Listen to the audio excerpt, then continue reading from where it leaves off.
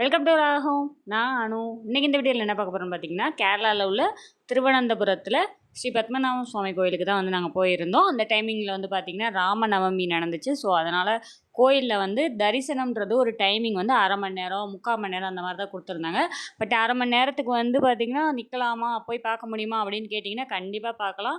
ஒரு 1000 பேர் இருந்தாங்க. 1/2 மணி நேரத்தில் பார்த்துட்டாங்க, எல்லாருமே தரிசனம் பார்த்துட்டாங்க. அந்தளவுக்கு வந்து பயங்கர பிளானிங்கோட கோயிலுக்குள்ளே வந்து சாமி பார்க்குறதுக்கு அலோவ் பண்ணுறாங்க.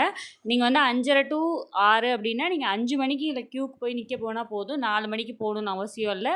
பட் வந்து சாமி வந்து நல்லா பார்த்துட்டு நல்லா சாமி கும்பிட்டுட்டு வரலாம். பெருமாள் தான் வந்திருக்கிறாரு. அங்கே வந்து பார்த்திங்கன்னா விஷ்ணு வந்துட்டு இங்கே வந்து 108 திவ்ய தேசங்களில் ஒன்று அப்படின்ற மாதிரி சொல்கிறாங்க. மற்றபடி கோயில் வந்து சாமி சூப்பராக இருப்பாங்க. 3 அறையில் வந்து தனித்தனி பாட்டாக நம்ம பார்க்குற மாதிரி இருக்கும். சாமி பெருமாள் வந்து படுத்திருப்பார்.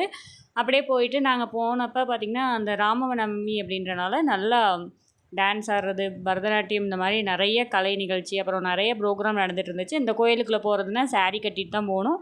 சுடிதார் வந்து அலௌடு கிடையாது. அப்புறம் வந்து ஜென்ஸுக்கெலாம் வந்து ஷர்ட் கழட்டிட்டு வேஷ்டி மட்டும் கட்டிட்டு போகணும். 1 வயசுக்கு மேலே உள்ள பையனாக இருந்தாலுமே வந்து பார்த்திங்கன்னா ஷர்ட்டை கழட்டிட்டு வேஷ்டி கட்டிட்டு தான் போக சொல்கிறாங்க.